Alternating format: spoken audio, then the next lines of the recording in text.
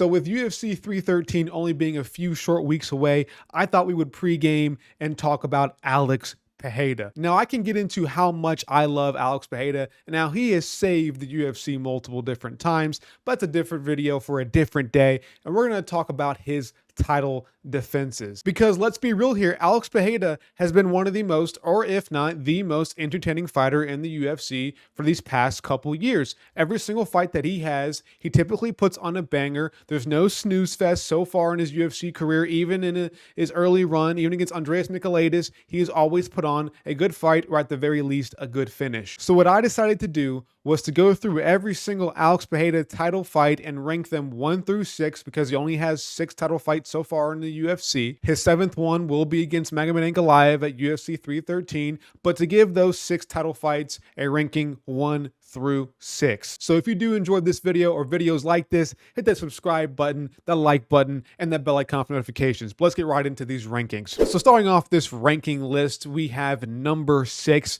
and this one is pretty self-explanatory. His worst title fight in the UFC is easily Adesanya 2, the rematch. He gets put out cold by a right hand, then proceeds to get emoted on with his own celly.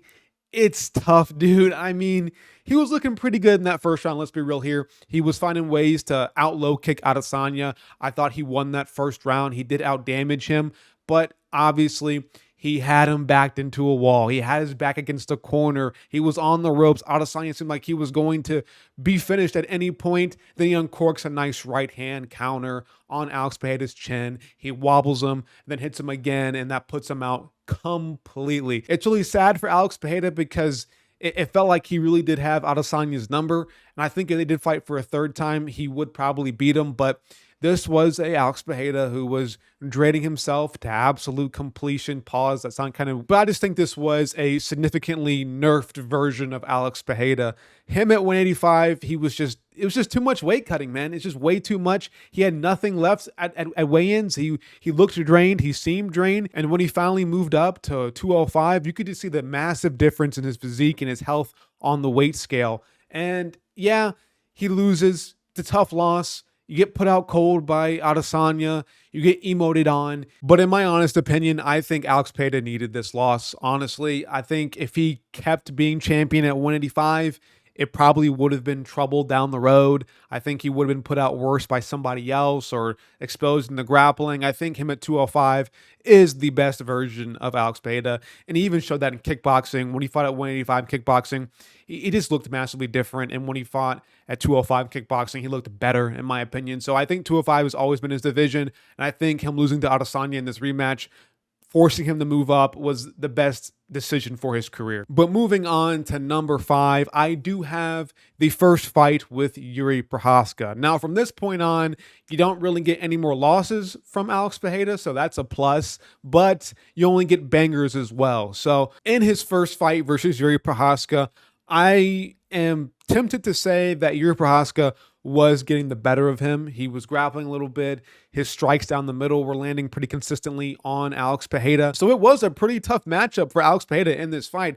And as I was watching it live, I thought maybe we would see Yuri Prochazka win. When this fight first got announced, I was kind of tempted to even pick Yuri Prochazka, but I went with Alex Pereira just by my gut. But in the initial stages of this fight, it was looking like Yuri Prochazka was going to carry on and possibly put down Alex Pereira. Nevertheless, we do get Alex Pereira landing a nice tight left hook in close against the cage against Yuri, and he puts him down with a weird stoppage. So that's kind of why this fight is so low down on the list, because every single other fight, it's, I think, way more clear of a finish for Alex Pereira.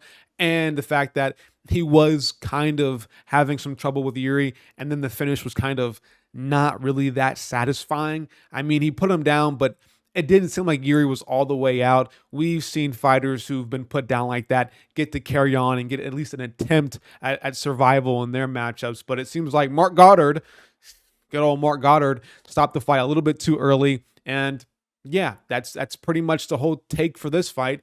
Yuri Prochazka wasn't doing so well on the feet in the first initial rounds, and then he gets a weird stoppage.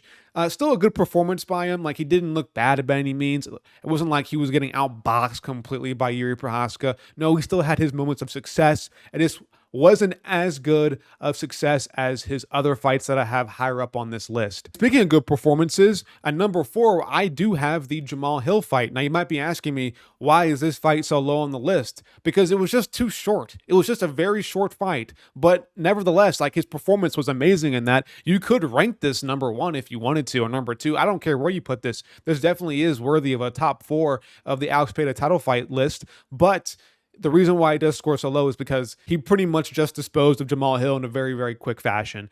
But the way he did it was, amazing. I would say in terms of Alex Pereira finishes, this finish gave him the most aura because he got groin shotted by Jamal Hill.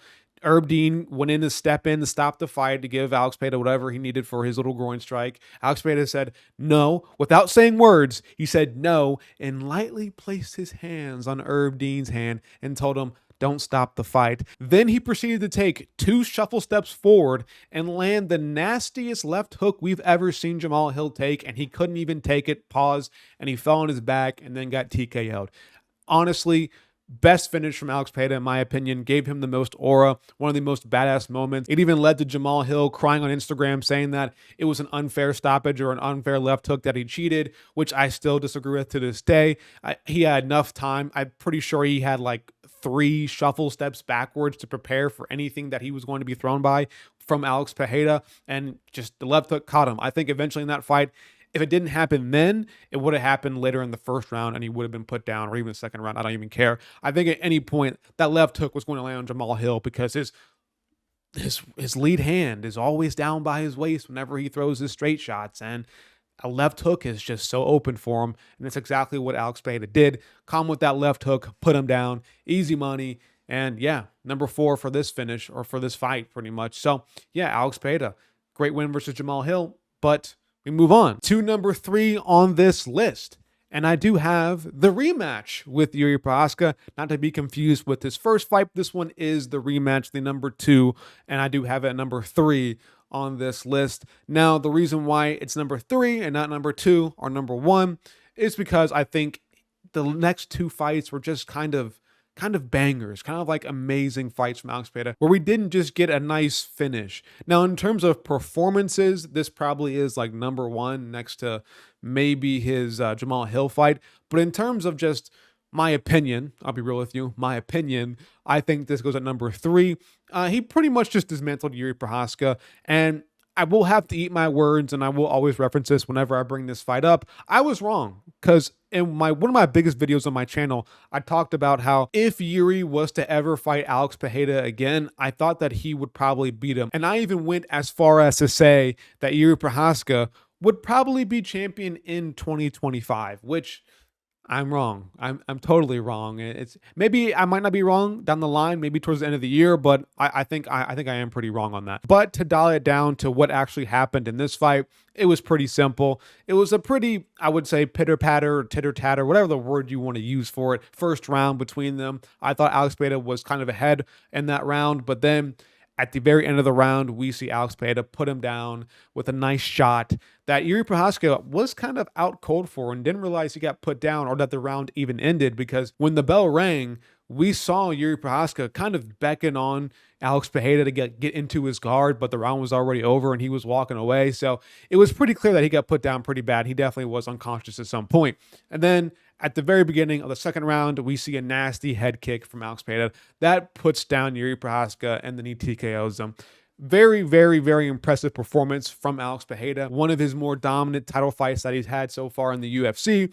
I just think the other 2 fights are more memorable, in my opinion, just to me personally. Obviously, this list is very, very subjective, but just in my humble opinion, I think I'm okay with this fight being at number 3. But moving on to number 2, I have the Khalil Roundtree fight. Now, in terms of performances, this would probably be ranked, I would say, pretty low. I would say, obviously, it's above the Adesanya rematch, and I would say it's probably a little bit below the Yuri Prochazka 2 fight, because I think Khalil Roundtree had a lot more success in the beginning rounds than Yuri Prochazka did in their first fight. And obviously, it makes a difference when coming into this fight, we were pretty much riding off Khalil Roundtree like at every single corner. Nobody in their right mind legit thought Khalil Roundtree would win. Like if you were picking Roundtree to win, you were basically picking him to win by fluke KO, and that was really the only justifiable reason to pick him. Otherwise, if you wanted to break down the fight and think about it logically, you definitely were picking Alex Pereira in this matchup. But Khalil Roundtree has a lot of success in the beginning rounds. But the thing about Khalil Roundtree having so much success is that it came at a cost. Let's be real here. His game plan was to pretty much KO Alex Pereira and find that perfect shot, and he was willing to gas himself out to do that, which is what he did. His game plan was not to last a full 5 rounds. It was to find a way to get Alex Pereira out of there in the first 2 rounds, which he did eventually pay for starting in the 3rd round. That's when we saw Khalil Roundtree start to slow down. We saw the low kicks, the teeps, the front kicks start to take a little bit of a toll on Khalil Roundtree, and then we see Alex Pereira pretty much go into full God mode. He just entered an absolute flow state, and from there on out, it was just a beat down of Khalil Roundtree. I started to feel bad for him, but then I remembered, like, this guy is ranked number 10 or something like that. This guy was never supposed to even be there in the first place, and he put on a good performance. But, just the fact that we saw Alex Pereira hit a flow state and just him just turn it on and survive those opening rounds and take all that damage and not get put down and not really ever get hurt. There was maybe one moment where he did get hurt because he went for, I believe, a high kick and Khalil Roundtree ducked underneath of it and then caught him when he was spinning around, and then it kind of somewhat dropped Alex Pereira. I wouldn't say he was concussed. I think he was just kind of off balance. But for him to hit that flow state and then go at it Khalil Roundtree and land body shots and uppercuts and just sick combinations, that to me was probably one of the most hype moments of an Alex Pereira fight that I've ever seen. And that to me ranks it higher on this list because of that. I was just so hyped watching that, and I was just so in tune to my screen, which is more than I can say for some fighters. But for Alex Pereira to do that, I think that for me personally raises the bar, and that's what puts it over some fights like the Yuri Prochazka finish and the Jamal Hill finish. Moving on to what I believe is the best Alex Pereira title fight. It is obviously, of course, the only one left, the first Israel Adesanya fight. Now, again, kind of the same narrative when it comes to the Khalil Roundtree fight. He was losing. He was down on rounds. He was down, I believe, 4-1? No, sorry, 3-1 going into that 5th round. Obviously, he lost that 1st round because he got rocked so badly at the end of that round. 2nd round, I thought that he won. I thought he outdamaged Adesanya. The 3rd round, he gets out-grappled. The 4th round, he has nothing left in his gas tank. He is gassed, and he gets outstruck by Adesanya. Then in the 5th round, of course, he gets the finish. Now, why is this ranked so highly by me? Because this one I have a story to, and this one holds a very dear place in my heart because I used to be a very big Adesanya fan. I used to really like this man. When he fought Paulo Costa, I was on his side. When he fought Kelvin Gastelum, I was on his side. Just very early in Adesanya's championship run, I was a grade 1 Adesanya glazer. I won't even lie to you. And then when he started to fight Alex Pereira, and just around that time and a little bit before he fought Alex Pereira, I was just starting to really grow tired of him to a point where I just didn't like Adesanya anymore. I didn't want him to be a champion anymore. I was rooting against him. And also at this time, I was in a trip. I was snowboarding in New York in their big old ice dome, big snow, shout out to them. But I was in New York in a very, very cheap Airbnb with upstairs neighbors, and I had to be quiet because it was like 1 a.m. at the time. And I'm just watching Alex Pereira finish Israel Adesanya, and I am screaming so loud that it's quiet. I'm quiet screaming. And that's just a moment that I just won't ever forget. It's mainly the catalyst for me starting a YouTube channel because after that event, I just wanted to talk to somebody about that fight. And I had really nobody to even talk to. None of my friends are UFC fans. My girlfriend isn't a UFC fan.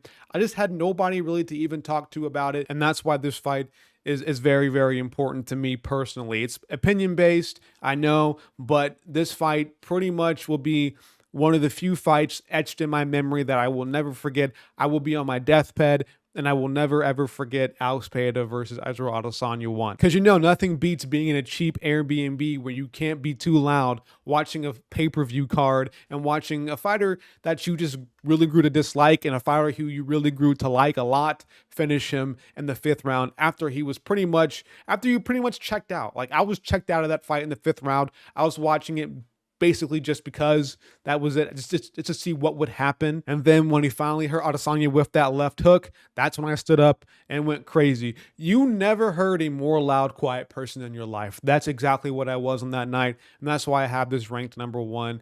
Not his best performance, but I think it is his most memorable, especially since this fight to me was Adesanya's biggest fight up until that point, and the narrative around it was very, very controversial, with people being divided between, Alex Pereira got lucky back in glory, and there's no way we'll see Alex Pereira beat him because this is MMA, not kickboxing. Everything will be different. And for Alex Pereira to put him out in that 5th round just was such a crazy moment. So, yep, that's my list. That's it. That's my ranking, 1 through 6. If you agree, disagree, if you have your own personal list that you want to put in the comment section down below, feel free to do that. I like reading your guys' comments, but I'm out of here, guys.